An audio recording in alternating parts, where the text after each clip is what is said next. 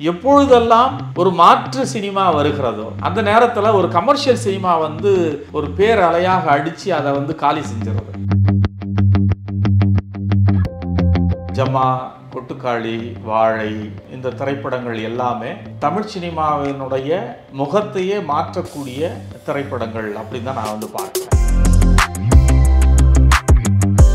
ஒரு எளிய குடும்பத்திலிருந்து வரக்கூடிய ஒரு சிறுவனுக்கு ஏற்படக்கூடிய அனுபவங்கள், பசியினுடைய கொடுமை, வேதனை, இது எப்படி புற சக்திகள் வந்து இந்த சமூக இந்த தீமைகளை கட்டமைக்கிறாங்க. வறுமை என்பது உருவாக்கக்கூடிய ஒன்றுதான் அப்படின்றத வாழை வந்து கடத்துக்கிறது. நம்ம வேலூர் மாவட்டம் அப்படின்னு சொல்லுகிற போது உங்களுக்கு சட்டென்று நினைவுக்கு வருவது நல்ல வெயில், அனல் தகிக்கக்கூடிய ஒரு கந்தக பூமின்னு நீங்கள் வந்து வச்சுக்கலாம். அப்போ அந்த பகுதியில் ஒரு தேர்தல் நடக்குதுன்னா அது இன்னும் எவ்வளவு ஃபயரிங்காக இருக்கும், எவ்வளவு அனல் கக்கக்கூடிய ஒன்றாக இருக்கும் அப்படின்ற ஒரு ஐடியா வந்து அவர்கிட்ட இருந்தது. அந்த திரைப்படம் தான் என்னுடைய திரைப்பட எழுத்துக்கான ஒரு நுழைவாயில். உண்மையிலேயே தமிழ் சினிமாவினுடைய தன்மையை, அடையாளத்தை உலக அரங்கில் மாற்றுவதற்கு தகுதி வாய்ந்த திரைப்படங்கள் அப்படின்னு தான் நான் வந்து கருதுறேன். இனிமேல் தமிழ் சினிமாவில் மிகச்சிறந்த திரைப்படங்கள் வரும்.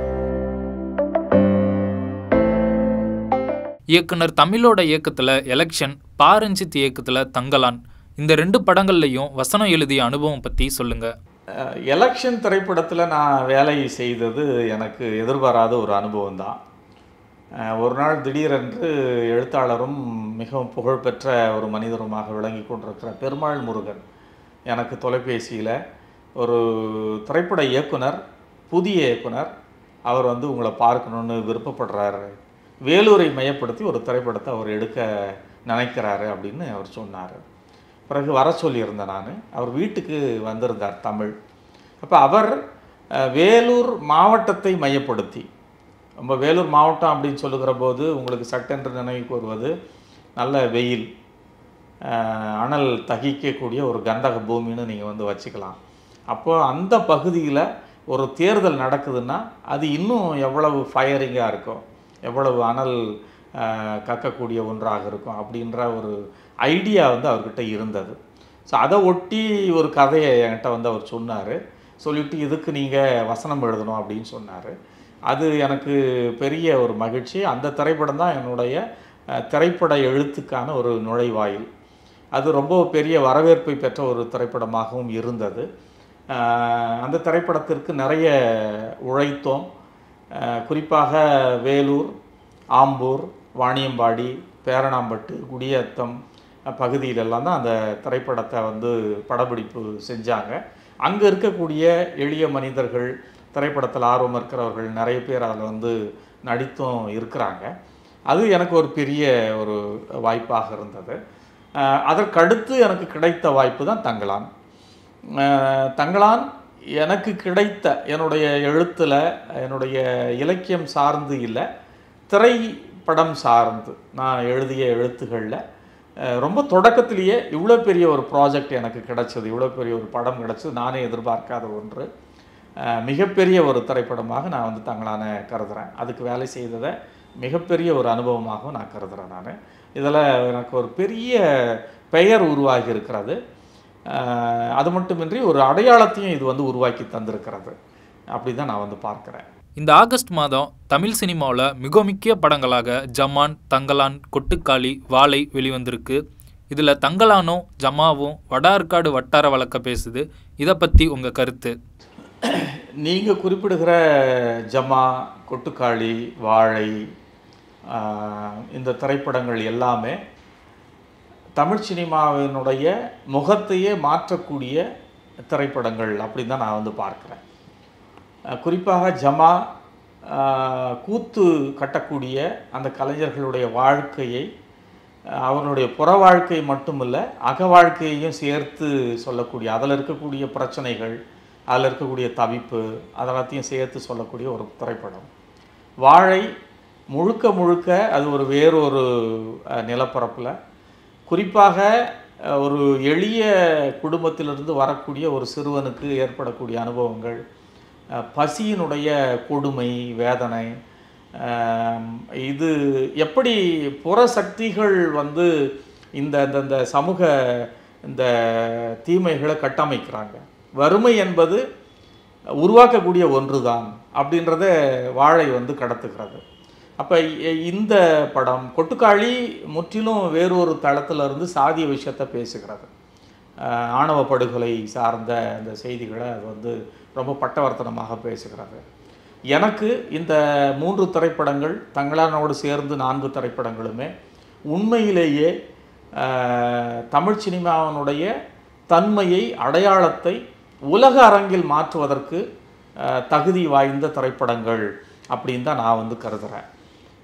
ஏன்னா உலக அளவில் திரைப்படங்கள் என்று சொல்லுகிற போது எளிய மனிதர்களுடைய அல்லது அசலான மக்களுடைய வாழ்க்கையை நீங்கள் ஒரு காட்சி மொழி வழியாக பிரதிபலிப்பது தான் திரைப்படங்கள். அதில் கமர்ஷியல் ஜானர்ஸ் எல்லாம் வந்து வேறு. அப்படி நீங்கள் ஈரானிய திரைப்படங்களை சொல்லலாம், அல்லது ஐரோப்பிய திரைப்படங்கள்லேயே நிறைய திரைப்படங்கள் உங்களுக்கு அப்படி சொல்ல முடியும். எல்லா திரைத்துறையிலையுமே எல்லா மொழியிலையுமே இப்படி ஒன்று இருக்கிறது. ஒரு இணை செயல்பாடு போல் போய்கொண்டே இருக்கிறது. நீங்கள் ஒரு கமர்ஷியல் ஜானர்னாங்கன்னா இன்னொரு பக்கம் எளிய மனிதர்களுடைய அசலான வாழ்க்கையை சொல்லக்கூடிய திரைப்படங்களும் போயிட்டுருக்கு.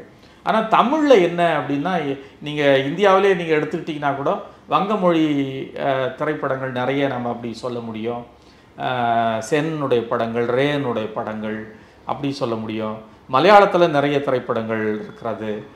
அவர்கள் வந்து ரொம்ப நுட்பமான கதைகளை எடுத்து, ரொம்ப எளிமையான கதைகளை எடுத்து நுட்பமான படங்களை மலையாளிகள் கொடுக்குறாங்க. ஆனால் தமிழில் அப்படியான ஒரு போக்கு ஏன் வந்து வளரல அப்படின்ற ஒரு கேள்வியை நம்ம எடுத்துக்கிட்டோம் அப்படின்னா, எப்பொழுதெல்லாம் ஒரு மாற்று சினிமா வருகிறதோ அந்த நேரத்தில் ஒரு கமர்ஷியல் சினிமா வந்து ஒரு பேரலையாக அடித்து அதை வந்து காலி செஞ்சிடுறது. அந்த வேலையை வந்து தொடர்ச்சியாக திட்டமிட்டு செய்கின்ற ஒரு போக்கை வந்து நம்மளால் பார்க்க முடிகிறது. இந்த முறை, இந்த தடவை அப்படி நடக்காதுன்னு நான் நினைக்கிறேன். ஏன்னா வாழைக்கு கிடைத்திருக்கக்கூடிய வரவேற்பு, ஜமாவுக்கு, கொட்டுக்காளிக்கு கிடைத்திருக்கக்கூடிய வரவேற்பு, இதையெல்லாம் காட்டிலும் தங்களானுக்கு கிடைத்திருக்கக்கூடிய பேராதரவு, இதெல்லாம் வந்து ஒரு பெரிய நம்பிக்கையை உருவாக்குகிறது. இனிமேல் தமிழ் சினிமாவில் மிகச்சிறந்த திரைப்படங்கள் வரும். திரைப்படத்தில் இயக்குனர் சொல்கிற சுச்சுவேஷனுக்கு வசனம் எழுதுறதுக்கும் நீங்கள் சொந்தமாக எழுதுகிற கதைகளில் வசனம் எழுதுறதுக்கும் இடையே உள்ள வித்தியாசம் என்ன? திரைப்படத்திற்கு வசனம் எழுதுவது என்பது ஒரு இயக்குனர் உருவாக்கிய காட்சிக்கு எழுதுவது. அது ஒரு வரையறையை கொண்டது. அதில் அந்த பாத்திரம் எவ்வளோ பேசணும், என்ன பேசணும், என்ன மாதிரி பேசணும் அப்படின்ற இந்த விஷயங்கள் எல்லாமே அதில் வந்து சேர்ந்து வரும். அதனால் அங்கே ஒரு எழுத்தாளன் சுதந்திரம் எடுத்துக்கிட்டு எழுதுவது சாத்தியம் இல்லாத ஒன்று, முடியாது. ஆனால் ஒரு நாவலில், சிறுகதையில் எழுதுறது அப்படின்றது அது முழுக்க முழுக்க முழுக்க எழுத்தாளருடைய அவருடைய சுதந்திரத்தை சார்ந்தது ஒன்று. அதனால் அவர் அங்கே இயல்பாகவே அவர் என்ன யோசிக்கிறாரோ அதை எழுதுகிறாரு, எழுத முடியும் அப்படி தான் நான் நினைக்கிறேன். இரண்டுக்குமான வேறுபாடு அதுதான். தங்களான் திரைப்படத்தில் பெரிய அளவில் பேசப்படக்கூடிய ஒன்று என்னென்னா, அந்த படத்தில் இருக்கக்கூடிய ஸ்லாங், வட்டார வழக்கு, டயலக்ட் அப்படின்னு நம்ம வந்து சொல்லலாம். இந்த ஸ்லாங்கு, இந்த வட்டார வழக்கு வடார்காடு பகுதியில் பேசக்கூடிய ஒரு வட்டார வழக்கு. அதுவும் இப்போ அதுவும் கூட கொஞ்சம் கொஞ்சம் மாறிட்டு வந்துருச்சு. ஆனால் ரொம்ப தொடக்கத்தில் ரொம்ப இயல்பாக தன்போக்கில் மக்கள் அப்படி தான் வந்து பேசினாங்க. இது இந்த படத்தில் ரொம்பவும் பிரமாதமாக வேலை செஞ்சுருக்கு. அதுக்கு காரணம் என்னென்னா, அந்த படக்குழு தான். ரொம்ப முக்கியமாக ரஞ்சித் அவர்களை தான் சொல்லணும். ஏன்னா அவர் அதுக்கு ரொம்பவும் கவனம் எடுத்துக்கிட்டார். ஒரு முறையும் அவர் வந்து என்னோட பேசுகிறப்போ அந்த சொல்லை வந்து எப்படி பேசுவாங்கண்ணே, அது என்ன மாதிரியான ஒரு ஓசையோடு வந்து இருக்கும் அப்படின்னு அவர் வந்து கேட்பார். அப்போ முழுக்கவே எனக்கு வந்து நீங்கள் படித்தே கூட காட்டிடுங்க, படித்தே கூட கொடுத்துருங்க அப்படின்னு அவர் வந்து சொன்னார். அது மட்டும் இல்லாமல் அந்த படக்குழுவில் அவருடைய உதவியாளர்கள் அந்த ஸ்லாங்கை மட்டும் பார்க்குறதுக்குன்னே தனியாக இருந்தாங்க. அவங்க என்ன பண்ணாங்கன்னா, அதை முழுக்கவே எழுதி முன்னாடியே பேசி அந்த நடிகர்களுக்கு அனுப்பிடுவாங்க. அவர்கள் நன்றாக அதை வந்து பேசி பேசி வந்த பிறகு அந்த படப்பிடிப்பு நடக்கிற போது ஒரு 5 டேக் அல்லது ஒரு 6 டேக் போகுது அப்படின்னு சொன்னால் அந்த இடத்துல ரஞ்சித் ரொம்ப முக்கியமாக அதை வந்து கரெக்ட் பண்ணுவார். இயக்குனர் வந்து அதை ரொம்ப சரியாக வந்து கரெக்ட் பண்ணி அது இப்படி தான் பேசணும் அப்படின்னு வந்து சொல்லுவார். முழுக்கவே அவர் அந்த ஸ்லாங்கை உள்வாங்கிக்கிட்டதுனால தான் அந்த அந்த அந்த நுவான்ஸை அந்த அழகை வந்து அவர் உள்வாங்கிக்கிட்டதுனால தான் இது சாத்தியமானது. உண்மையிலே இது ஒரு பெரிய அசாத்தியமான ஒரு வேலை, கூட்டு முயற்சினால்தான் இது நடந்தது. தமிழ் சினிமா இதுவரை திராவிட அரசியல் உட்பட எல்லா விதமான அரசியலையும் பேசியிருக்கு. ஆனால் முதன்முறையாக தலித் மக்களின் வரலாறையும் தமிழ்நாட்டில் பௌத்த மதத்தோட வரலாறையும் தங்கலானில் பேசியிருக்காங்க. இந்த மாற்றத்தை பற்றி நீங்கள் என்ன நினைக்கிறீங்க? இந்த மாற்றத்தை வந்து நான் ரஞ்சித் புதிதாக சொல்கிறாரு அப்படின்னு நான் சொல்ல விரும்பலை. ஏன்னா தமிழ் நிலம் பௌத்த நிலம்தான். தமிழ்நாட்டில் இருக்கக்கூடிய பல கோயில்கள் பௌத்த கோயில்கள் தான் என்று நமக்கு ஆதாரபூர்வமாக செய்திகள் இருக்கின்றன. நிறைய நூல்களும் அதை குறித்து எழுதப்பட்டு இருக்கின்றன. அது மட்டுமின்றி தமிழினுடைய காப்பியங்களை நீங்கள் எடுத்துக்கிட்டீங்க அப்படின்னு சொன்னால் மணிமேகலை, வளையாபதி, குண்டலகேசி, சீவகசிந்தாமணி, சிலப்பதிகாரம் இதை பற்றியெல்லாம் நீங்கள் பேசுகிறீங்க அப்படின்னா ஒன்று அவை பௌத்த காப்பியங்களாக இருக்கின்றன அல்லது சமண காப்பியங்களாக இருக்கின்றன. அப்போ சிற்றிலக்கியங்களும் கூட நிறைய வகைகளை நீங்கள் எடுத்துக்கலாம். அப்போ இங்கே தமிழ்நாட்டில் பௌத்தம் தலை தோங்கி இருந்திருக்கிறது, சமணம் தலை தோங்கி இருந்திருக்கிறது அப்படின்ற செய்தியெல்லாம் நமக்கு வந்து கிடைக்கிறது.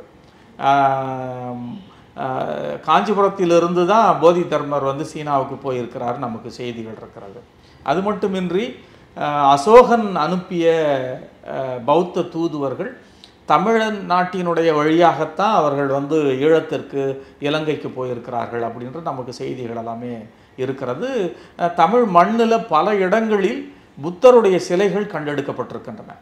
புத்தருடைய தலை இல்லாத உருவம், புத்தருடைய வெறும் தலை மட்டுமே இருக்கக்கூடிய அந்த பகுதி, இப்படி நிறைய பகுதிகளில் கண்டெடுக்கப்பட்டிருக்கின்றன. இது எல்லாவற்றையுமே அசலான வரலாறு என்னவோ அந்த வரலாற்றை இந்த படத்தில் ரஞ்சித் அவர்கள் காட்சி வழியாக பதிவு செய்திருக்கிறார் அப்படின்னு தான் நான் பார்க்குறேன்.